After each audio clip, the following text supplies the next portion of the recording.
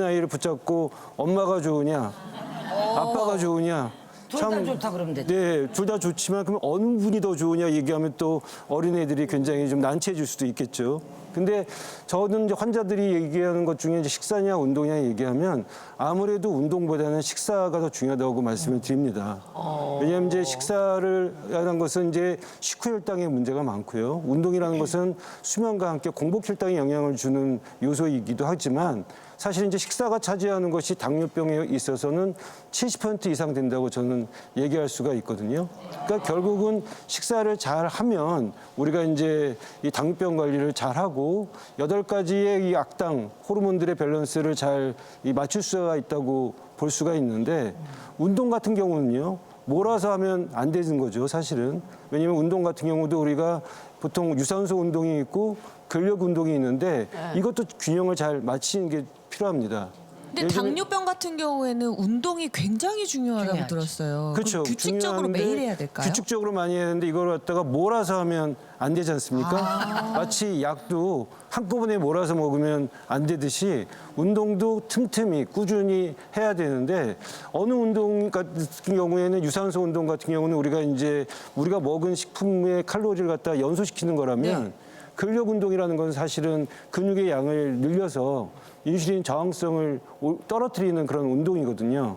우리가 당뇨병을 뱃살 지방과 허벅지 근육의 투쟁이라고 얘기를 하는데 뱃살이 좀 나아도 허벅지가 두꺼운 분들은 당뇨병에 잘 안 걸리게 돼 있습니다. 근데 어쨌든 제가 아까 말씀드린 대로 오늘의 주제가 음식이니까 제가 아까 말씀드린 대로 운동보다 음식이 더 중요하다고 하는데 음식도 잘 드시는 게 중요합니다. 당뇨병에 걸리시면 무조건 적게 먹는다든지 뭐 당뇨병이 사실은 어떻게 먹느냐의 문제지 많이 먹고 적게 먹고의 문제가 아니거든요. 음식의 이제 수준은 이제 뭐 칼로리의 문제가 아니라 음식의 질을 갖다가 논할 시대가 저는 됐다고 보는데 그 음식의 질에는 뭐 비타민이라든지 미네랄이라든지 음식의 여러 가지 좋은 영양소도 있겠지만 저는 당지수란 말을 말씀드리고 싶습니다. 당지수 여러분 얘기 많이 들으셨을 텐데요. GI 지수라고도 얘기하죠. 쉽게 말해서 어떤 음식을 먹었을 때 인슐린을, 혈당을 얼마나 급격히 올려서 인슐린을 얼만큼 과다 분비시키는 것이 당지수인데 식품에 따라 다 고유의 당지수가 있습니다. 그쵸. 감자는 어떻고 고구마는 어떻고 수박은 어떻고 딸기는 어떻고 과일과 일식품, 고기 다 닭고기니 돼지고기니 당지수가 차이가 있는데 식품에 따라 당지수도 차이가 있지만 이게 어떻게 조리하느냐에 따라서 당지수의 차이가 있습니다. 예를 들면 고구마의 예를 들면요. 생고구마는 당지수가 55인데요. 이걸 갖다가 이제 쪄 먹으면 한 40에서 45 정도 되고요. 46 정도.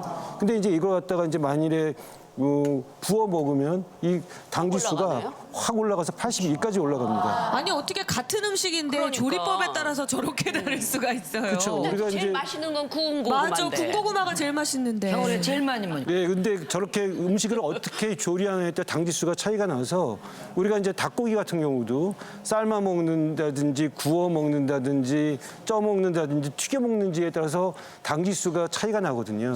그러니까 당뇨병 관리를 잘 하시려면 저런 당지수를 고려해서 내가 어떤 음식을 어떻게 취사 선택을 하고 선생님 그러면 무조건 낮은 게 좋은 거예요? 당지수가? 당지수가 좀 낮으면 그만큼 혈당이 완만하게 올라가기 때문에 실제적으로 이제 인슐린 분비가 완만하게 일어나서 여러 가지 이제 호르몬의 밸런스나 균열이 생기지 않게 되는 겁니다. 선생님 제가 알기로는요. 여기